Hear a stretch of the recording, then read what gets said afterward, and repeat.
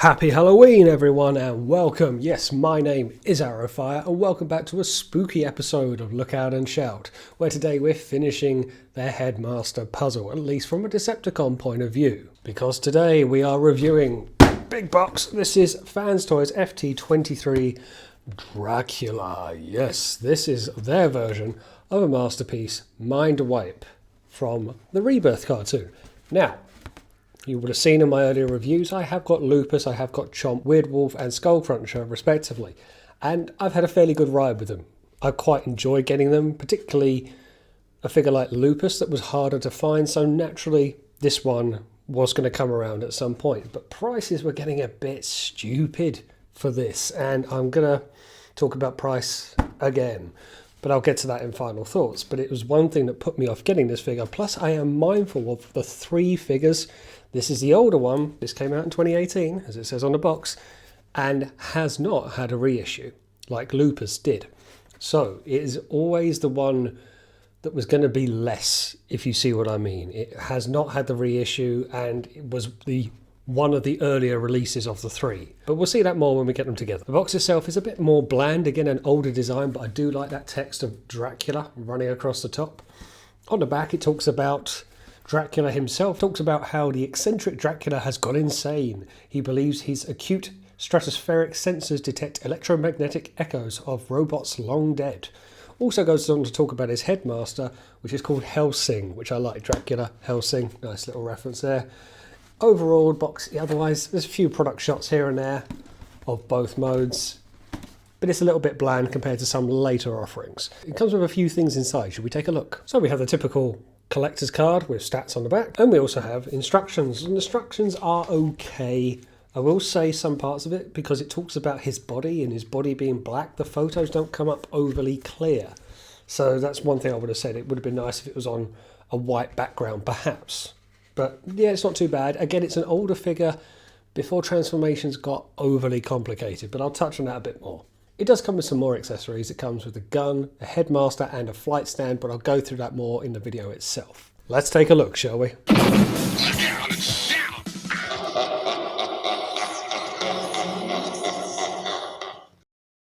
And here he is in his robot mode, and that is a very tall, purple headmaster. Maybe not the most attractive of the robot modes, certainly of the Rebirth characters, and maybe not the most attractive figure that Fanstoys have done. But it does have the typical heft to it. It does have a nice spray of paint applied to it, certainly on the tall side, certainly on the large side. And I do really like the wingspan. The brown instantly hits you quite well. It's a very brick coloured brown. It doesn't look too bad. It actually reflects quite well. I am mindful, of course, this is an older release of Fanstoys, and actually the only one not to have a re-release of the three headmaster animals, if you like, that Fanstoys have done. So I am mindful this is old and maybe has not had as much due care than, say, Lupus or Chomp. But I've got him, I finished the trio, and yeah, straight out of the box, he is quite slender. Big but slender, if you get what I mean. He's very thin in the thigh, very thin in the legs. When you compare him to Chomp, and I'll show comparisons in a bit, you see that these parts of the figure are very thin compared. When you stand them side by side, you notice it a lot more. But yeah, otherwise it's fine. Let's get in for a closer look. So straight away, if I pick him up, you can see, or if I bring him closer, the head sculpt is not my favourite. It's got that chiselled look round the cheeks, and with the nose and the jaw, there's not too much to really like here, because it's just a bit overly hexagonal. It's not my favourite. And also, how I mentioned this with Chomp, how you have this completely different colour on the headmaster, how the back of his head is orange, whereas with Chomp, the back of his head is lime green. It doesn't go with the rest of the figure, and the same can be said here. It does sort of marry up with the brown, but that's very much a dusty orange, and this is a dirtier brown. So you can see a difference. But it's not to say it's terrible. Now I can show you he's got his gun in straight away. There's actually a few accessories to go through, but he holds it fair enough. It's a little bit, doesn't want to bite in as well, but it's fine enough. Ratchet out for holding his gun, rotation friction for bicep, and bend at the elbow. Head rotation left and right, can look up but then comes off. So yeah, the neck is a little bit on the thinner side because it's just the depth of the headmaster head. So there's only so much you can do. Friction outwards gets fair rotation up. Waist rotation on the ratchet, nice ratchet as well. Sideways out on the friction. And okay, don't know if you saw that, it's a nice sounding ratchet and not the heaviest one, and you can almost see how it flicks back down at you a bit. And this is where I said I felt it was a slender figure. I felt that maybe it wasn't going to be as great as it could be. See, there's heavier ratchets on the shoulders than the hips, and that doesn't seem right to me. Wrist rotation, but then hits the forearm, sleeve, so that is a bit irritating. And then you get a bit of an ankle tilt. Friction at the knee, and that's the bend you get. You also get a bit of hip rotation, thigh rotation, whatever you want to call that. So there is posability, but again, it is an older figure. I am reminding myself of that. Any advancements that have been made, and you certainly see it more when you do the comparisons, they won't be here. They won't be present, and it's a shame I've got this figure last of the three. If I'd have got this one first and then a reissue of Lupus and Chomp to follow, that would have been a better way of doing it to see the advancements made. But that's what we're looking at with Dracula. Also as well, if you pull down the chest, he has his stats, which if you can see, his speed is pretty good, his strength is very good, and his intelligence is low. I wouldn't have said that based on what we know from the Rebirth series. I'm basing it on the Rebirth series only because I have not watched all of the Headmasters. Not yet anyway. And of course, being a Headmaster, we can take off his head, who turns into a character called Helsing, which I really like. Dracula and Helsing. That's clever. But he is a Nebulon scientist we know as Vorath, and yeah, he's actually quite good. The orange does break up the black pretty well. There's some red for the eyes, and also if you take off the face at the back, taking away Dracula's face, I guess you're left with a more naked version, and I really can't understand why. I mean, it certainly looks cleaner, but yeah, maybe it's just to hide the illusion of a Transformer's face on the back. That's what he would look like completely detached, and that's what they look like chilling out together. Now, of course, one bit of articulation I didn't show you was this, his wings. His wings fold out, and I am a sucker for wingspan. I really am. It's probably up there with rubber tyres for me. It's just actually get an inspiring stance out of it, an intimidating stance. This is meant more for beast mode, but I really do like how he can come across even more intimidating than he is.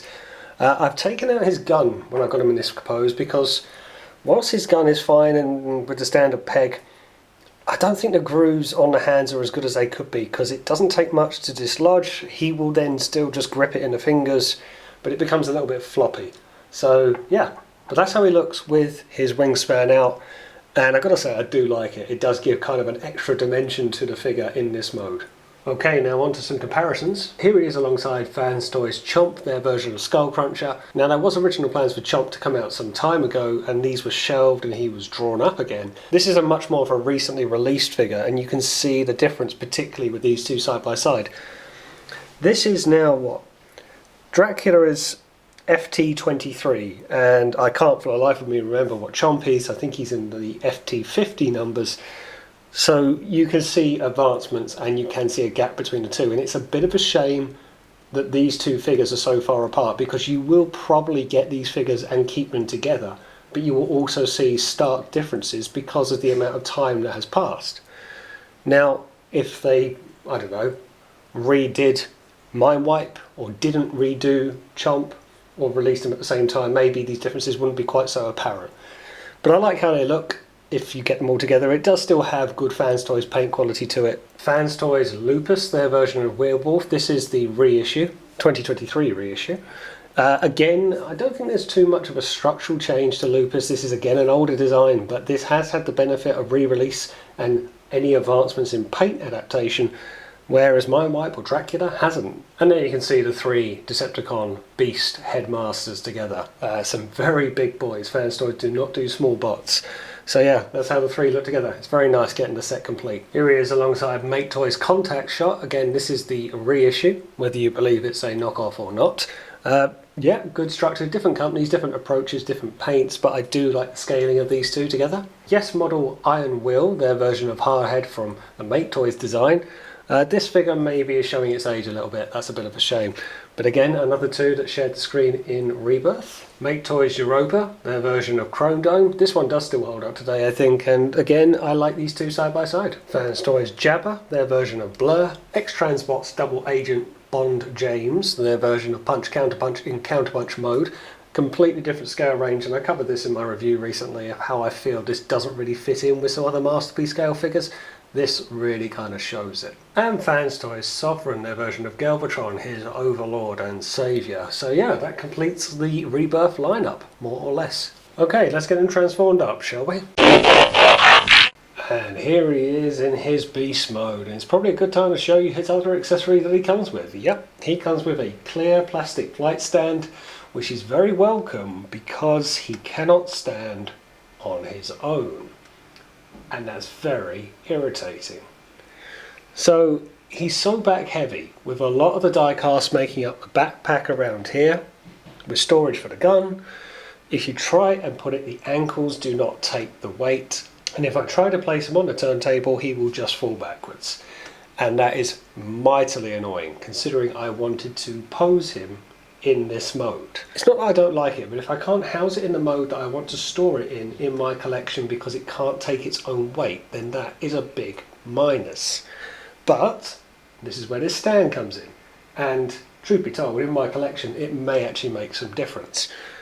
I like it. I like the fact it's clear plastic, considering Fanstoys have gone down a blue plastic route. And overall, the mode itself is quite nice. The transformation was okay. This is still of a time when Fanstoys transformations were not overly complicated. You do get a sense of knowing what you need to do with arms folding back. There's a bit of awkwardness with hinges around here that fold down and then origami out somewhat. And the wings do have a tendency to get in the way, as you probably would expect. But otherwise, not too bad. I would say let's get him for a closer look, but quite frankly I'm frightened to get him off that little standing post. And just so you see what I mean, I try and tilt him forward, and that's him upright. If I let go, he just falls straight back. The weight of the backpack is too much. And also, if I've done everything right, there is nowhere to clasp in the top of the arms here. So if you try and pick him up from the front, he will just come loose. So that's two kind of big turn-offs straight away. But if I pick him up properly and try not to hold him too close to the camera, he is very nice. There's some lovely reflectiveness on the eyes, and it even gives the option to head up a little bit without untransforming it. Some very nice fang teeth display, and that does look good. You can really get the Rebirth vibes on the go. If you try and get head up for a more in-flight vibe, yes you can do it, but then the neck becomes untransformed. I don't think there's an actual neck on the head itself, it's more the neck plate. I like that weapon storage is incorporated into the transformation, but I do not like how these legs tab in. It's very untidy. Again, this is assuming I've done everything right. The transformation was okay, but only okay. He's just so back heavy. I do like the pose, I like the wings, but if you let go, then he just sits, and I don't want to have to keep it on a stand just to enjoy this mode. I can see why people would keep it in robot mode to avoid having to do it. It's quite a shame because in the Rebirth, this is the mode that we predominantly saw him in, and how we have more of his memorable lines. The headmaster, of course, sits in front of his chest, which I folded him up into a kind of square to get him in, but much like the Rebirth cartoon, you can have him resting more in flight, but that doesn't really work. Just another feature that doesn't really apply here. I've just taken it out as well, but the gun sits in two grooves here, and honestly, it doesn't bite in. I'm not really a fan of that, so it easily just slides out. He does have a tail, which is a nice little feature, but I wouldn't mind if that acted as a bit of a rudder for him for support, but it doesn't. It's on an inward hinge, so naturally it just folds straight back up again. That feels like a missed opportunity to me. I like how it looks, I don't like how it's constructed. This is the only way I can get him to stand up against the back of the light box. For comparisons, here he is alongside the more recently released Fanstoys Chomp, their version of Skull Cruncher. Completely different sizes and completely different, not scales, but sizes definitely. Obviously when Skull Cruncher is transformed, he becomes an alligator, crocodile alligator, and he becomes huge, whereas Mindwipe becomes more compact. So putting these two side by side, despite being made by the same company and based off a very similar class of character, how they were all introduced together, you really do see the difference. Here he is alongside the 2023 reissue of Fanstoys Lupus, their version of Weird Wolf. This is a bit more in keeping in scale and size. I actually quite like how these two look together. I'm quite a fan of Lupus's alt mode, so getting these two, it doesn't dwarf in size when you have Lupus alongside Dracula, much less than with Chomp alongside Dracula. But yeah, this is looking pretty good. And to try and get the three of these guys in the same shot, I mean, that does look pretty good. As much as I have annoyances with Dracula, with Mindwipe, I do really like how the three of them scale up side by side. There's something about the dimensions, the size, the sculpting, the paint, or the fact that we're looking at very reflective, very masterpiece grade beast headmasters, which no one else has really tackled. Okay, Make Toys going there with Target Masters, but this is quite cool to see. This is a really high-end masterpiece going at a very unique part of Transformers, a very beloved part of Transformers as well. So yeah, really cool seeing these three together. And for reference, here's what he looks like alongside Masterpiece Sunstreaker 4 scale. And hopefully you'll be able to see, here are the three headmasters of those three beasts side by side. We have Lupus's headmaster, Chomp's headmaster, and Dracula's headmaster in the middle.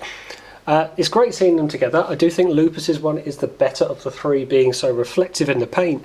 I think Dracula's headmaster in the middle is so swamped by the colouring. They're very dark colours, which kind of is in keeping with the character, but as you might be able to struggle to see on camera, it doesn't really reflect, doesn't really pick up. It's where Chomp's headmaster actually does pick up. So hopefully you can see it, but that's how they look together. Very similar stature, very similar build through all of the headmasters really. Even the Target Masters from Make Toys follow a very similar mini pattern. So what are my final views on Dracula? I'm disappointed really. I hate to say it, but I am. Okay, I'll go through what I like first. I am mindful that this is the oldest figure, or at least one of the older figures of the trio, and is the only one not to have a re-release. So I'm mindful there will be limitations. I do think the limitations do shine through almost straight out of the box. I think there's a slenderness, particularly when you compare it to Chomp. There is a sense of it could have been better if it was designed later, if Fanstoys know what they know now and advancements that they've made and what's worked well with other figures. I think this could be redesigned to be better. I think the transformation's fine. It's not overly complicated. I do not like the fact that you can't stand it. You cannot stand it up on the base of its feet like that without it toppling back. The back is too heavy. Now I will say, before anyone points out, I know the gun, which is meant to be pointing upwards, to kind of be shooting over his head in flight, can be pointed downwards and acts as a bit of support. It does, but you shouldn't have to. You shouldn't have to jimmy it another way just to make a figure take its own weight. That's not a pass in my book. Yeah, it's fine, it works, and I understand it's heavy, but that's to the point. Where did that saying in QC testing or design that these ankles on fairly light ball joints, no real tension here, was ever going to take the arms, which are heavy die cuts? You can feel cold to touch. So that's a big oversight for me. And it's a shame because I was likely, and I still am likely, to pose it in this mode. If you've watched the Rebirth cartoon, this is the one that we see more of. I actually don't think we see a close-up of Mindwipe's robot mode to see his face because I'm not too keen on the face sculpt. I think it may be accurate, it may be, but from Rebirth 1 alone, I don't know if it's accurate. Maybe it's explained more in the Headmasters series, but I thought, okay, I'll get him like this and I'll have him flying along in bat mode. It's his more iconic mode. But if I can't stand it up in this mode, that's a failure. That's not designed well. Okay, and I'll get into talking about price. I hate to keep bringing it up, I seem to on every video. This is going for around £200 for a figure, which you could argue that's common play now for Masterpiece figures, particularly Fanstoys. I've said it on the other figures, I've said it on Chomp, I've said it on Lupus, they are not £200 figures. Lupus was one stage going for £400 because it was so rare. This is not worth £200, and thankfully I did not pay anywhere near that. For the limitations, yes, but even for a 2018 figure, if it cannot take its weight without falling backwards or having to use a prop, and I will say, that prop, fine, but look, comes straight off. You can slot it back in, and it will take weight, but if you sort of knock it a bit and dislodge it, it will fall out and then he falls over again. Not good enough. Not good enough for Fanstoys, and it was never going to be, was it? You've got die cast hanging off the back of it. How was it ever going to take its own weight? I do like the paint, despite being an older figure.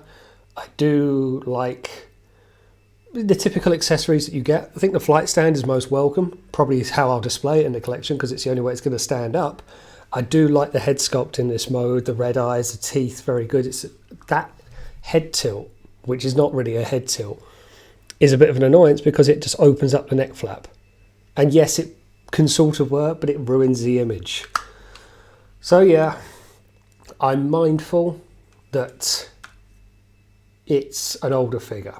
I like the movability of the claws. I didn't talk about those enough. And I'm a sucker for a wingspan. And I think its biggest selling point is when you get it with the other two and having the 3 Decepticon Beast headmasters together, not including the Horrorcons. I think that's where this kind of sells. That purple and that brown really goes with that bright yellow and that emeraldish green of the other two. And you put the trio together, you think, oh yeah, that looks cool. So I'm pleased I've got it for that sense. It's very completionist for me. It is the weakest of the 3. I'm not going to tell you it's not, and it's certainly not worth £200. It's a big miss for me. Yes, it's an older figure, but even still, the audacity to have a QC check on it, and yet it doesn't stand up. Okay, it's not quality control. There's no paint blemishes. I won't say that. It's nothing like that, but I'm a bit annoyed at myself, if anything else, because this was the last of the 3 that I picked up. If I'd have got this one first, maybe there's an argument I wouldn't have bothered with the other 2, but having good success with Chomp first, then another enjoyable experience with Lupus, to then finish off with Dracula and not enjoying it as much as the previous 2 is a bit of a shame, but that's on me, that was my choice. This came up for a good price on Facebook and I had to kind of go for it because I felt I was committed at that point. I like it, it is limited, it is looking for a reissue, and please Fanstoys, if you do so, tighten up these leg joints. I think other people have said about it as well. People have said it from previous releases that it does have trouble standing. That's where people suggest the gun. Yeah, fine, but that's not a pass for me. So I'm glad I've got it. It is very good size, very good heft. It stands very good with the other headmasters if you've got a Rebirth collection going on, but it's not the best Fanstoys offering, possibly due to its age and advancements, so buyer beware.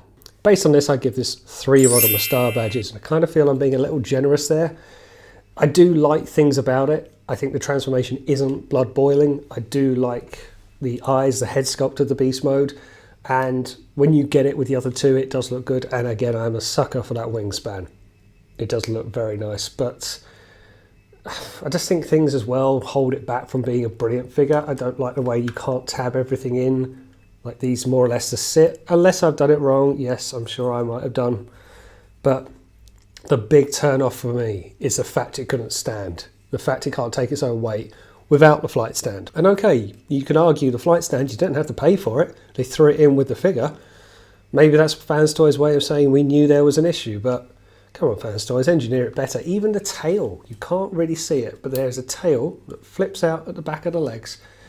But of course it flips out the wrong direction. If that was more rigid, or it could be locked in to kind of act as a base, like almost a third leg, make him a bit of a tripod, that would have done. So how hard would that have been? If you did that under a reissue, how hard would that be to engineer? Probably wouldn't. And there we go. That is my review of Fanstoys FT-23 Dracula, their version of a Masterpiece Mindwipe. Enjoy Halloween, everyone. Thanks for watching. And as always, I will see you on the next one.